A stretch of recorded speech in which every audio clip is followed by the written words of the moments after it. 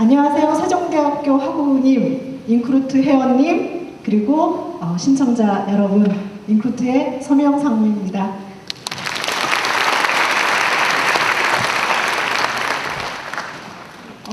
초대해 주셔서 감사하고요. 오늘 저희가 이제 주제를 청춘 그리고 스펙 이렇게 잡아서 연사님들 모시고 진행을 하게 됐는데요. 스펙을 여러분들이 어떻게 쓰고 계시는지를 먼저 좀 알아봤어요. 그래서 심지어 국립어학원에 이미 등재도 되어 있더라고요. 직장을 구하는 사람들 사이에 학력 학점 토익 점수 따위를 합해 이르는 말. 이게 이제 여러분들이 알고 계시는 스펙이란 정의거든요. 근데 스펙의 본 뜻은 여러분들이 알고 계신지 모르겠어요. 원래 이제 저희 같은 동물, 인간 이렇게 이제 썼던 말이 아니고 스페시피케이션이라는 이제 그 영어 단어를 줄여서 스펙이라고 표현을 했고 보통은 이제 사양서라는 표현이 맞을 것 같습니다. 그래서 여러분들이 어떤 단말기나 이런 기기를 사면 이 단말기에 사양서가 이제 표현이 되어 있잖아요. 예를 들면 뭐 램은 맴매가고 뭐 이제 이런 표현들이 정확하게 의미하면 스펙이었고요. 제가 15년 전에 채용시장이라는 데를 처음 이제 들어왔는데 그때 처음 제가 스펙이라는 단어를 접했습니다. 근데 그때 이 스펙의 의미는 뭐였냐면 서치펌의 헤드헌터라는 사람들이 있어요. 고급 인력을 추천하는 이제 전문 직군에 계신 분들이죠. 근데 이분들이 스펙하고 있더라고요. 그래서 이렇게 뭔가 물어봤더니 후보자의 경력, 즉 어떤 학력을 갖추고 무슨 업종과 직종에서 직급 수준은 어떠한가, 즉 커리어를 이루는 표현이었습니다. 그래서 모든 업계들은요, 업계 용어라는 게 있어요. 그래서 이 스펙이라는 게 이게 헤드헌터들이 쓰는 업계 용어구나 라고 이제 이해를 했었죠. 즉 커리어가 있으신 분들이 쓰는 단어였기 때문에 사실은 여러분들과 같은 신입들에게 해당되는 표현은 아니었습니다. 근데 이게 어느 순간부터 캠퍼스에 굉장히 일반적인 채용의 방법론으로 이해되기 시작했다는 거죠. 그 배경을 제가 잠깐 말씀드리겠습니다. 인크루트가 98년도에 인터넷 채용을 창조해서 구직자들이 손쉽게 더 많은 지원이 가능한 시스템 환경을 만들었습니다. 근데 이게 부작용도 있었어요. 지원이 너무 많이 이루어지는 거죠. 예전에 여러분들 선배들은 방문 접수나 우편 접수나 이메일 접수나 이런 것들이 일반적이었단 말이죠. 근데 이제 인터넷 채용 시스템이라는 걸 인크루트가 만들기 시작하면서 기업들이 너무 많은 입사 지원에 오히려 골머리를 이제 앓는 그런 환경이 이제 되기 시작했고요. 인크루트가 만든 시스템을 기업별로 커스터마이징해서 이제 제공하기 시작했습니다. 첫 고객이 외국계 금융회사였는데요. 이 고객이 저희가 서류 전형에 그러니까 너무 많은 이제 서류들이 이제 접수되기 시작하니까 이 접수된 서류를 어떻게 평가할까 하다가 정량적 평가 기준이라는 걸 했거든요. 근데 그게 이후에 알고 보니까 여러분들이 쓰는 이제 스펙의 원조가 되었던 거죠. 그래서 사실 인크루트가 오늘의 캠페인을 전개하게 된 것도 사실은 결자 해지라는 그런 이제 마음으로 시작하게 되었습니다. 따라서 청년들에게 일반화되어 있는 스펙이란 용어는 서류 전형에 필요한 전형적 평가 기준이 되는 항목의 총체 이렇게 이제 이해하고 저의 이야기를 시작해 볼까 합니다. 이제 제가 스펙을 아젠다로 이제 내세웠으니까 그렇다면 과연 이 스펙의 진심이 뭔지를 좀 알아봐야 될 것 같은데요. 많은 분들이 스펙을 타파해야 한다 이렇게도 얘기하고요. 스펙은 없다라고 얘기하고요. 최근에 정부는 스펙은 없어져야 된다고 얘기를 하시죠. 그러면 채용시장에서 청년에게 요구되는 스펙은 실제적으로 있다? 없다? 제가 마음에 드시는 분도 있군요. 스펙은 있죠. 근데 스펙은 있는데 그러면 여러분들이 알고 계시는 스펙은 정말 제대로 알고 계시는가를 또 한 번 더 짚어보도록 할게요. 모든 기업은 면접 대상자를 가리기 위해 서류 전형에 정량적 평가를 한다. 한다? 안 한다. O, X. 네? O? 네. X? 네. 제가 알고 있는 업계 15년 차 제가 알고 있는 정답은 X입니다. 이거 왜 X냐면 모든 기업은 정량적 평가를 할 수가 없어요. 아까 제가 말씀드렸죠? 여러분들이 알고 있는 스펙의 기원은 뭐냐면 너무나 많은 입사 지원이 들어오는 기업들을 위해서 만들어진 시스템의 가점 기준입니다. 따라서 너무 많은 지원자가 없는 기업은 정량적 평가를 할 필요가 있을까요? 없을까요? 있나요?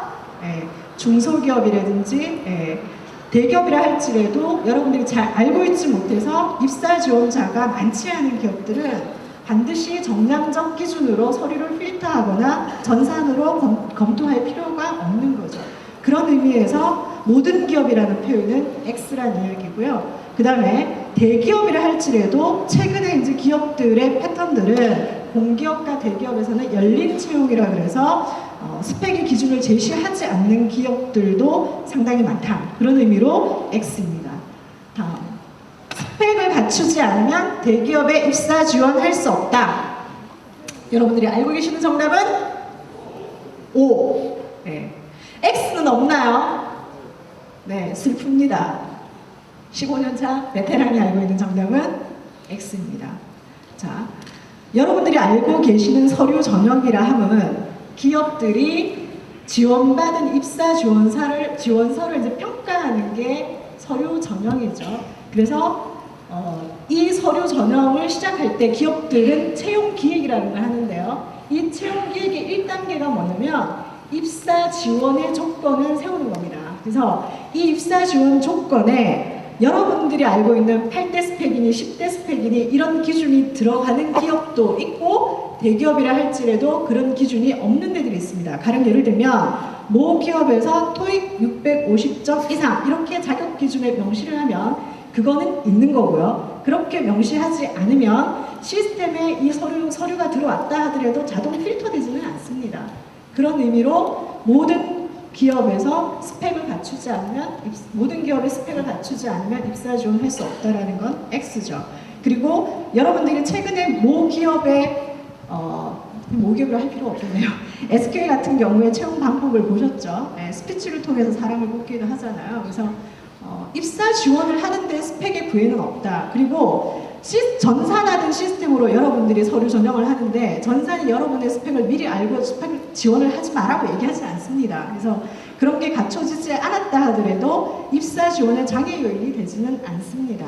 다만 너무 많은 지원자로 인해서 필터와 랭킹 작업을 해야 하는 일부 기업에서는 입사 지원 이후에 여러분들이 알고 계시는 8대 스펙이니 4대 스펙이니 10대 스펙이니 이런 것들을 검토 항목으로 넣어서 평가를 하게 되죠. 네, 조금 더 볼까요? 대기업은 여러분들이 알고 계시는 모든 스펙을 평가한다. O, X. X? O는 없나요? 아, 안타깝군요. X입니다. 자, 회사들마다요. 대기업이라 하더라도 그 기업에서 취하는 서류 전형의 가점 항목들은 다릅니다. 공통적으로 보는 것들이 있기는 있어요. 학교, 학과, 전공, 학과가 전공이죠. 네. 학교, 전공, 학점 이런 것들을 이제 일반적으로 보기는 하죠. 근데 어떤 데들은 토익을 안 보기도 하고, 어떤 데들은 봉사 점수를 보기도 하고, 어떤 데들은 해외 처류 사항을 보기도 하고, 안 보기도 하고. 대기업이라 할지라도요, 매년 서류의 기준이 되는 항목을 평가하는 기준과 심지어 그 항목에 동일한 항목이라 하더라도 가점의 방식들이 달라질 수 있습니다. 어느 해는 토익을 10점 배점으로 했다가 어느 해는 토익을 20점 배점을 하기도 합니다. 그래서 모든 기업의 모든 지원 분야에 대해서 여러분들이 공통적인 스펙에 대한 기준을 알고 계신다면 혹은 누군가 그런 기준이 있다고 이야기한다면 그건 거짓말이죠. 하나 더 가볼까요? 대기업은 모든 지원자에게 동일한 서류 전형 평가를 한다. OX. 이거 되게 헷갈리시죠? 네. 모든 지원자들에 대해서 동일한 서류 전형 평가를 한다. 형평성에 어긋나니 다 그렇게 해야 하지 않을까요? 쉽지요? 네, 정답 얘기하겠습니다. X입니다. 특정 기업이라 할지라도 그 특정 기업의 모집 분야별로 서류 전형의 가점 기준과 항목은 틀립니다. 이게 전산 분야인지 경영 지원 직군인지 이런 거에 따라서 가점 기준과 예를 들면 전산 직군에는 토익 점수를 조금 낮은 점수를 취한다거나 이럴 수 있다는 거예요. 그래서 지원 분야별로 또 다릅니다. 그래서 예를 들면 어느 선배들이 이렇게 이야기하죠. 삼성은 이렇다 카더라. 뭐 이거는 그 선배 시점에 그 선배의 지원 분야에 해당되는 이야기일 수 있다는 거예요. 그래서 가장 정확하게 그 기업의 서류 전형의 가점 항목과 가점 기준에 대해서 여러분들이 알았다라고 하려고 하면 몇 년도, 어느 기업의 어느 분야까지 알아야 그게 정확한 정보 소식통이 된다는 거죠. 하나만 더 묻습니다. 대기업의 스펙별 가점 기준은 동일하다. 빨리 가겠습니다. 시간이 없어서. X 맞습니다. 아까 제가 말씀드렸죠. 가점 기준은 다 다를 수 있다고.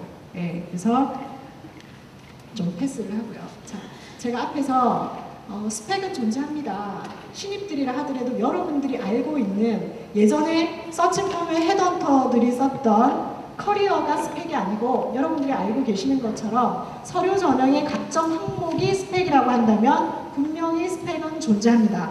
왜? 모든 기업은 서류 전형을 받아서 면접자를 골라내야 되거든요. 서류 전형은 그것이 곧 합격의 통고가 아니라 면접의 통로 기준일 뿐입니다. 그래서 서류 전형의 이 평가를 통해서 과연 2배수든지 3배수든지 5배수든지 면접 대상자들을 가려내기 위한 작업을 하게 되죠. 그래서 이 서류 전형에서 보는 신입들에 맞는 가점 기준은 분명히 존재를 합니다. 근데 이 가점 기준이 필요한 곳은 아까도 제가 말씀드렸죠. 특히 전산화된 가점 기준과 평가 방법이 존재하는 곳은 여러분들이 너무나 많이 알고 있어서 입사 지원 시즌이 되면은 엄청나게 많이 몰리는 곳이죠. 이런 것들 위주로 필요하다고 제가 말씀드렸죠. 0.1 앞에 숫자 보이시죠? 그게 바로 그거예요. 여러분들이 알고 계시는 너무나 많은 입사 지원들이 있어서 지금 아까 말씀드렸던 여러분들이 알고 있는 스펙의 기준에 의거해서 서류 전형을 할 수밖에 없는 0.1%의 대한민국의 대기업들이죠. 자, 한 번 더 볼까요? 대한민국 대기업 비중이고 개수로 따지면 3,000개가 됩니다. 자, 근데 여기서 또 한 번 짚고 넘어가야 될 사항. 과연 여러분들이 알고 있는 대기업의 개수는 몇 개일까요? 몇 개일까요? 여러분들 몇 개의 대기업을 알고 계십니까? 자, 국가의 그 분류 기준에 의해서 대기업이라고 분류되는 기업의 개수는 전체 산업에서 차지하는 기업 개수의 0.1% 해당 됩니다. 그리고 그 0.1%의 기업의 개수는 절대 숫자로 보면 3,000여 개가 됩니다. 그런데 여러분들은 과연 대기업에 관심이 있지만 대기업 3,000개의 개수만큼 알고 계시는지요? 알고 있는 분 손 한번 들어볼까요? 내가 대기업에 관심이 있는데 3,000개 대기업에 대해서 알고 있다. 네, 전 많지 않을 거라고 봅니다. 저도 다 못 외워요. 뭐 알지 못하는 기업이 태반입니다. 어느 날 인크루트에 기업이 이렇게 떴는데 이 기업의 분류가 대기업이에요. 이게 이제 허위 정보면 안 되니까 제가 직원들에게 바로 확인해요. 야, 이게 왜 대기업이야? 이렇게 확인을 하게 된다는 거예요. 저 역시 모르는 대기업이 많습니다. 여러분들이 알고 계시는 대기업은 TV 커머셜들을 하는 데들이죠. TV나 이런 이제 광고 매체를 통해 가지고 광고를 해서 소비자의 인식 구조에 침투해 있는 기업들만 여러분들이 알고 계시는 거예요. 그래서 실제로 이런 입사 지원을 통해서 스펙을 보지 않는 사람, 그러니까 면접 대상자를 가릴 수 없는 기업의 개수는 절대 3,000개가 넘지를 않습니다. 1, 200개면 저는 맥스가 아닌가라고 생각이 되거든요. 근데 여러분들이 알고 계시는 대기업은 또 30개가 채 넘지 않을 가능성이 있다는 거죠. 여러분들이 그런 바늘구멍에 싸움을 하고 있다는 겁니다. 대기업 좋아하셔도 됩니다. 그러나 3,000개 정도는 알고 계시면 좀 더 경쟁적일 수 있죠.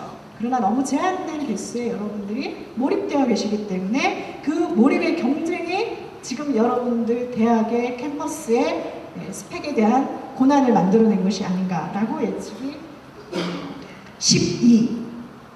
이것은 뭘까요? 12. 대한민국의 생산활동에 참여하고 있는 경제 인구가 보통 한 2천만 명 정도 된다고 하고요.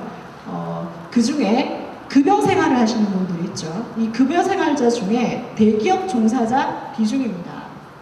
대략 절대 수치로 표현을 하면 180만 명이 됩니다.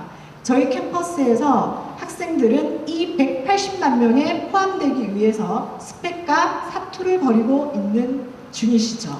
자, 그러면 이 강의장 안에서의 퍼센트로 따지면은 앞뒤로 정도는 보셔야겠네요. 또 요새는 의자가 10개 정도 되니까 10명 중에 한 2명이 채 안 되는 분이 대기업에 들어갈 수 있다는 거죠.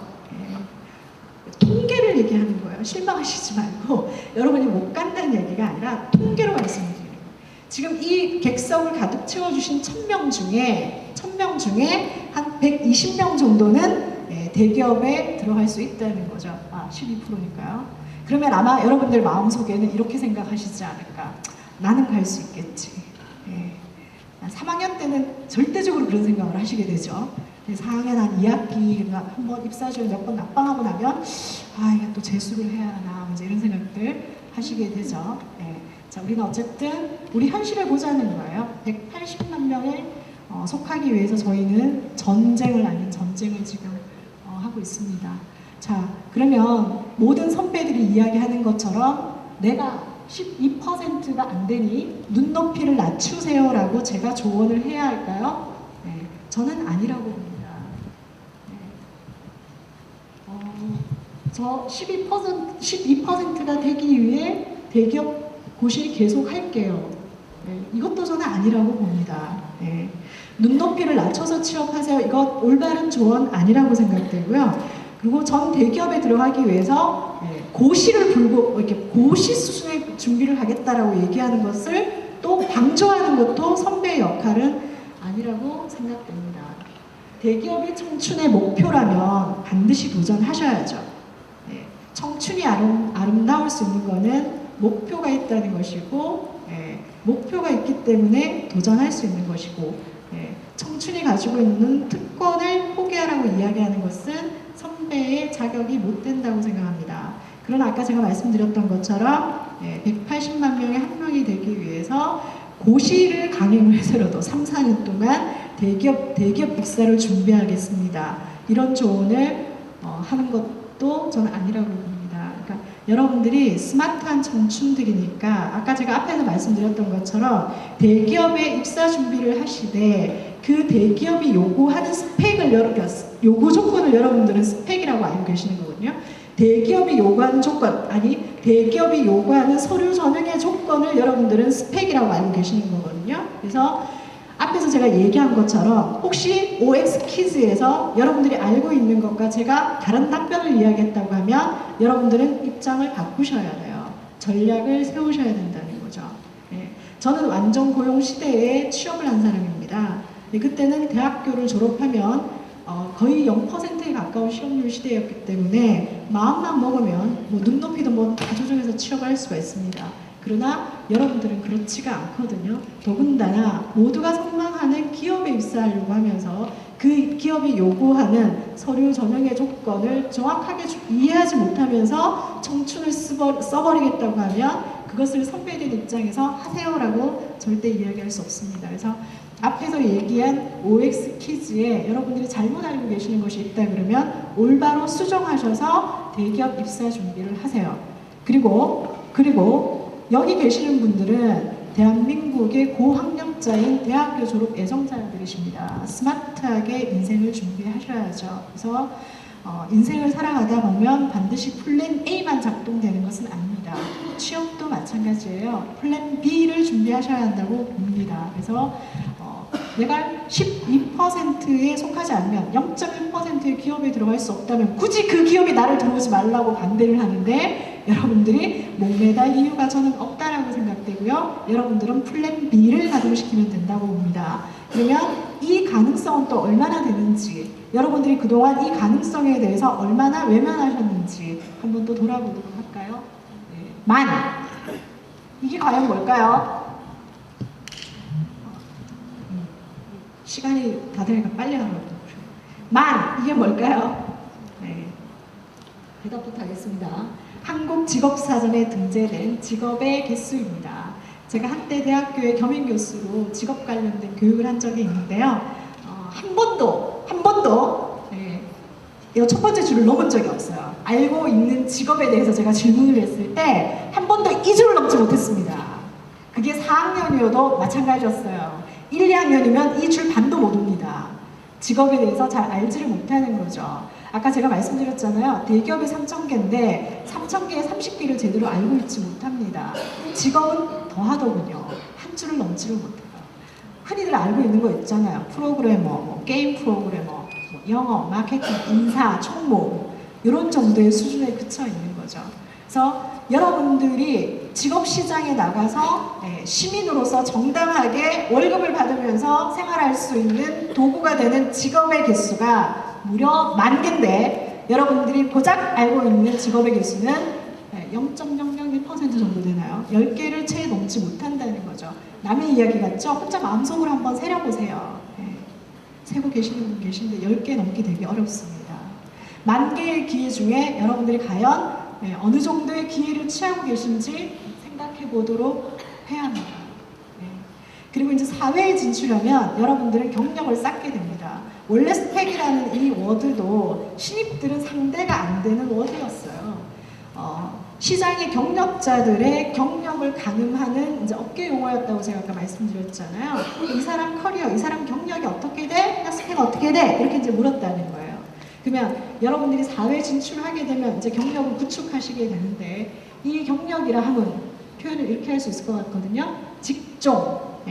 직종은 여러분들이 흔히 직업이라고 알고 계시는 거. 하는 일.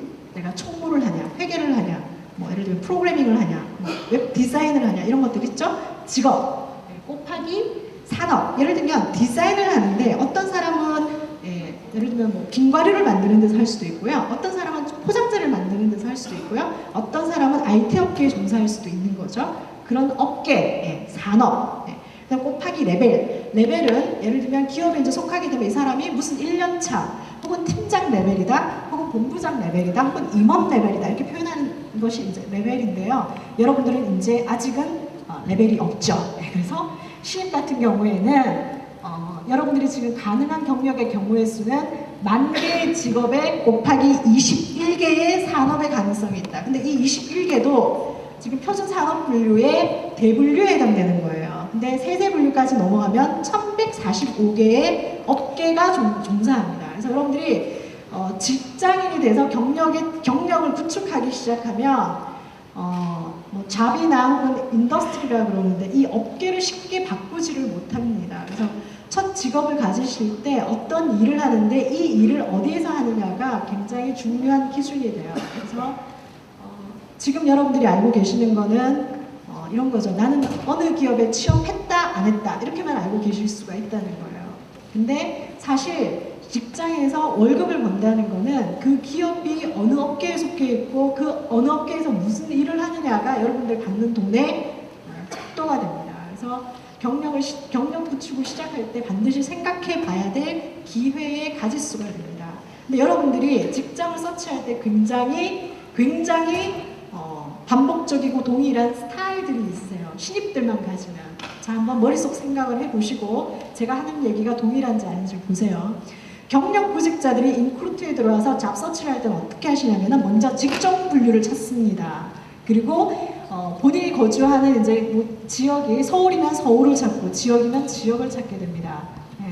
대개는 이렇게 해서 직업 정보를 서치를 하게 되는데 신입들은 어떻게 하냐면요. 이거는 거의 유사한 패턴들이 있는데 일단 신입 공채라는 카테고리를 찾고 이 신입 공채라는 카테고리에서도 뭘 찾냐면은 첨대기업, 공사공기업, 대기업, 그 다음에 외국계 기업 조금 찾더라고요. 저희 때는 외국계 기업 서치를 되게 많이 했는데 국내 대기업하고 외국계 기업의 처우가 비슷해지면서 요즘은 대기업 서치가 조금 줄었어요. 어쨌든 여러분들은 카테고리 베이스의 직업 서치를 하고 계신다는 거죠. 즉 신입들은 시장에서 있을 수 있는 실제 이런 기회에 대해서 굉장히 인지를 못하고 있는 잡서치 행태를 보여주고 있다는 거예요. 맞나요? 맞나요? 네. 제가 말을 좀 빨리 해서 그 다음에 오늘 이제 연사분들 중에서도 관련된 얘기를 하실 것 같은데 여러분들이 시민으로서 정당한 자기 생활을 꾸려가는데 반드시 취업난이 답은 아닙니다. 창직과 창업의 기회도 있게 되는 거죠. 요즘 여러분들이 어디에서나 보게 되는 카페 어디에서나 보게 되는 바리스타도 사실 대한민국의 직업사전에 없던 직업 중에 하나입니다. 이런 것들이 자꾸 이제 창직이 이루어지고 이 창직을 기반으로 해서 창업들이 이제 이루어지고 있습니다. 그래서 여러분들이 청춘이라고 하면 이런 창직과 창업의 기회에 대해서도 눈여겨보실 필요가 있다라고 생각이 됩니다. 직업체험 코디네이터, 요즘 중고등학교에 새로 신설되는 과목이 진로와 관련된 과목이고요. 이 진로와 관련해서 코칭을 하실 분들이 굉장히 모자라다고 합니다. 그래서 새롭게 만들어진 또 직업 중에 하나가 직업체험 코디네이터, 먼저 이런 것들이 있어요. SNS라는 게 생기면서 SNS 전문가, 이런 이제 직업들을 만들어서 사실은 이제 프리랜서, 프리에이전트와 같은 이제 직업 형태를 유지하시는 분들이 계시죠. 자, 그리고 여러분들 선배처럼 직업에 대한 직업관을 가지시면 여러분들은 앞으로 40년, 50년 일할 수 있는 근간을 확보하는 데 실패하실 수가 있으세요. 제가 이 시장에 처음 입문했을 때하고 지금 직업의 시장은 엄청나게 변했고요. 그 다음에 앞으로 여러분들이 살아가야 될 직업의 세계는 한 가지 직업으로 못 살 수도 있습니다. 이런 가능성들을 여러분들이 이해를 하시면 직업 선택에 대한 여러분들의 시각들이 굉장히 많이 바뀔 수가 있어요. 제가 계속 지금 대기업 앞에서 조금 얘기했다가 뒤로 가면서 계속 직업을 얘기하고 있습니다. 대기업을 선택하는 것하고 직업을 선택하는 것은 어마어마한 차이가 있어요. 앞에 기업을 선택하는 것하고 직업을 선택을 하고 기업을 선택하는 것은 어마어마한 차이가 있어요. 오늘 시간에 제가 그걸 커버할 수 없지만 여러분들이 지금 채용 시장에 나아가는 데 있어서 기업 중심으로 일자리를 찾고 있다 그러면 한번 가슴에 손을 얹고 잘 생각해 보셔야 됩니다. 기업이 중심이 아니고요. 하는 일이 중심이 되어서 그 일을 할 수 있는 기업을 찾아가는 것이 올바른 패턴이고 앞으로 여러분들이 일해야 되는 시간은 10년이 아니에요. 60세 은퇴를 한다 그래도 40년은 일을 하셔야 되거든요. 그래서 40년 동안 할 수 있는 일을 찾으셔야 되는 거죠. 네. 자, 제가 10이라는 표현을 좀 썼는데요. 빨리 좀 얘기를 할게요. 이 10이라는 거는 어느 분이 그런 언급을 하셨더라고요. 대한민국의 회사 종사자들 중에 자기 직업과 자기 회사에 만족하는 퍼센테이지라고 합니다. 대기업 종사자도 12%가 넘는데 자기 직업에 만족하고 자기 일터에 대해서 만족하는 사람들은 10%에 불과하다고 합니다. 그러면 90%에 이르는 분들은 직장에 대해서 굉장히 고민이 많으신 거죠. 그래서 앞에서 여러분들이 대기업이나 좋은 직장에 입사하기 위해서 대단히 많은 노력을 하셨다고 하더라도 이것이 반드시 행복에 이르는 길은 아니다라는 것들을 말해주는 숫자이기도 합니다. 360만, 이게 어떤 기회일까요?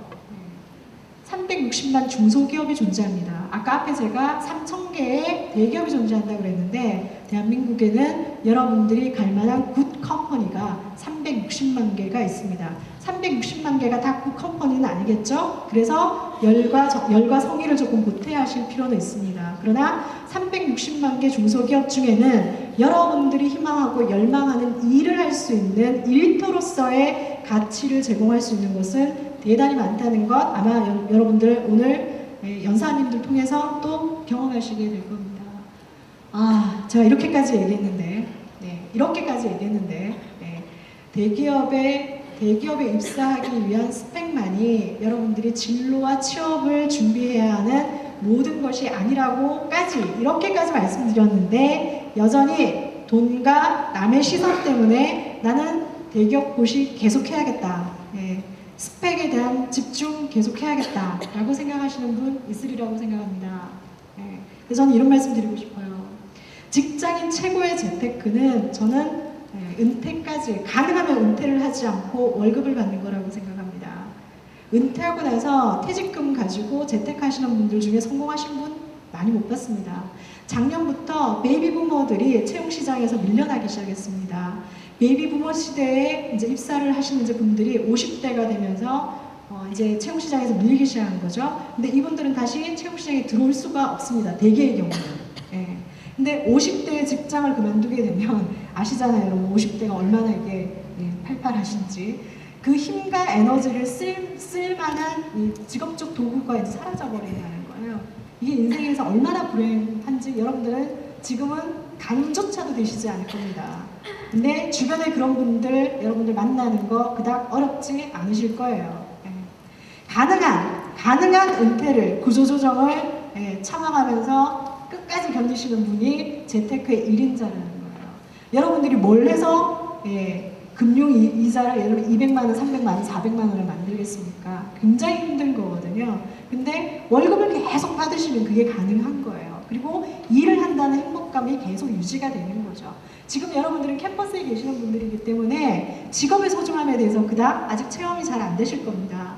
일을 하지 않는 성인의 고통이 얼마나 힘드신지 모르실 거예요. 조만간 여러분들이 대학 문을 박차고 나가시잖아요. 그러면 학생 신분이 아니라 이제는 직장인이 되셔야 되는 신분인데 직장인이 되지 못하는 고통이 얼마나 어려운지 아직 잘 모르실 겁니다. 옆에 계시는 분들 한번 이렇게 쳐다보실래요? 네, 제 시간 다 끝나갑니다. 시키는 대로 한번 해봅시다. 옆에 사람들 얼굴 한 번씩들 쳐다봐 주세요. 네, 인크루트 회원님들은 쳐다보시는 것 같은데 세종대 학우님들은 안 쳐다보시네요. 한 번들 쳐다보세요. 네. 마주 보신 2명 중에 한 분은 실업자입니다. 너무 미워하시지 말고요. 저는 통계를 말씀드리는 거예요. 네.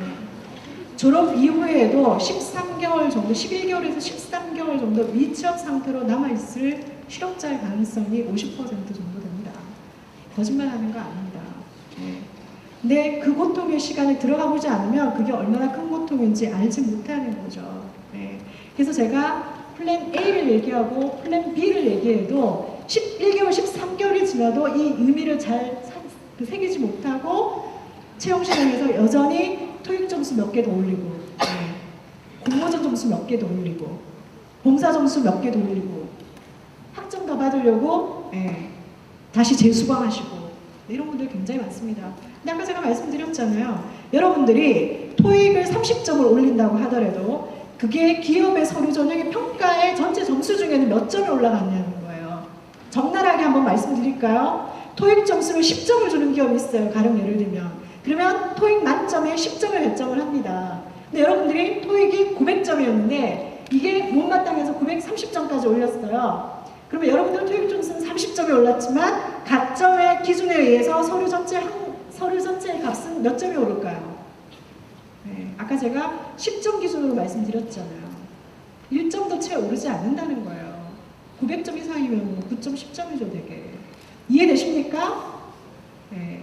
그런데 시간을 쓰셔야겠습니까? 아니면 내가 40년 무슨 일을 해야 될지 고민하는 데 시간을 쓰셔야겠습니까?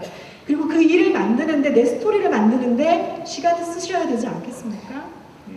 이 질문 아무도 하지 않아요. 채용시장에서 제가 여러분들을 도와주는 역할을 한다고 앉아있으면 다들 그런 얘기만 하는 거죠. 합격 스펙이 어떻게 됩니까? 전들 어떻게 알아? 매년 바뀌는 거를?